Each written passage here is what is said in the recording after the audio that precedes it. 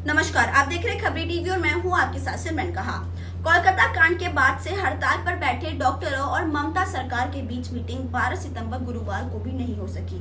नवमा के conference hall में होने वाली मीटिंग के लिए ममता बनर्जी 2 घंटे तक डॉक्टरों का इंतजार करती रही, लेकिन बातचीत की लाइव मीटिंग को लेकर डॉक्टर अड़े रहे और कॉन्फ्रेंस हॉल में जाने से इनकार कर दिया। इसके बाद देर शाम मीटिंग कैंसिल हो गई। उधर बंगाल गवर्नर सीवी आनंद बोस ने कहा कि वह सीएम ममता बनर्जी का सामाजिक बहिष्कार करेंगे। दरअसल आंदोलनकारी डॉक्टरों के आने का लगभग 2 घंटे तक इंतजार करने के बाद ममता बनर्जी ने एक प्रेस कॉन्फ्रेंस कर कहा कि वह भी चाहती है कि पीड़िता को न्याय मिले और उन्होंने गतिरोध जारी करने के लिए पश्चिम बंगाल के लोगों से माफी भी मांगी। पश्चिम बंगाल की मुख्यमंत्री ने आगे कहा कि वह लोगों के खातिर इस्तीफा देने के लिए तैयार है।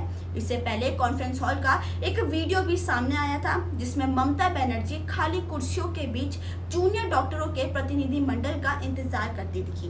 ममता सरकार ने तीसरी बार डॉक्टरों को बातचीत के लिए बुलाया था। सरकार ने मीटिंग में मुख्यमंत्री ममता बनर्जी की उपस्थिति की डॉक्टरों की मांग को स्वीकार कर लिया था, लेकिन मीटिंग की लाइव स्ट्रीमिंग करने की उनकी शर्त को खारिज कर दिया और प्रदर्शन कर रहे 30 डॉक्टरों के प्रतिनिधि मंडल की जगह सिर्फ 15 की अनुमति देने का फैसला किया।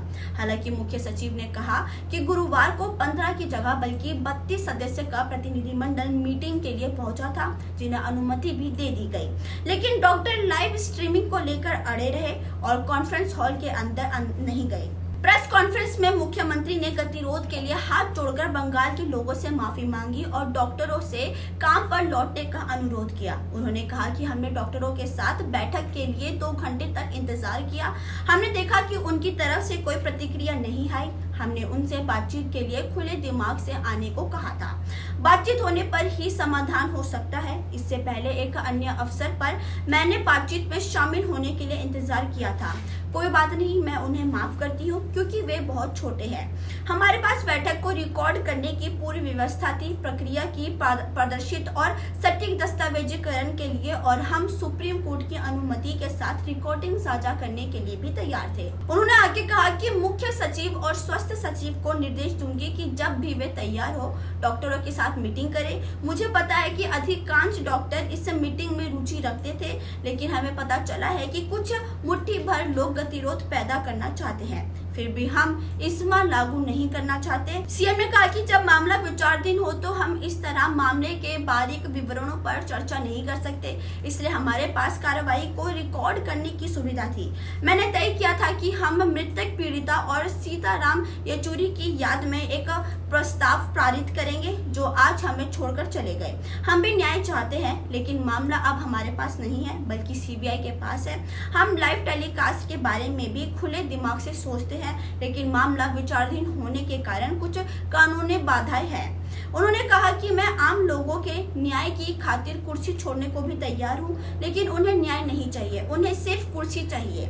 मुझे सीएम की कुर्सी नहीं चाहिए बल्कि पीड़िता के लिए न्याय चाहिए। वहीं गवर्नर सीवी आनंद बोस ने बयान जारी कर कहा कि जिसमें उन्होंने ममता बनर्जी पर निशाना साधा है। उन्होंने कहा कि मैं भारत के संविधान के प्रति प्रतिबद्ध हूँ, मैं बंगाल के लोगों के लिए प्रतिबद्ध हूँ, न्याय के लिए प्रदर्शन कर रहे लोगों के लिए प्रतिबद्ध हूँ। मेरे आकलन में सरकार अपने कर्तव्य में विफल रही है। माता पिता और समाज की भावनाओं को शांत करने के लिए कर्तव्य में गृह मंत्री कानून और व्यवस्था बनाए रखने में विफल हुए हैं।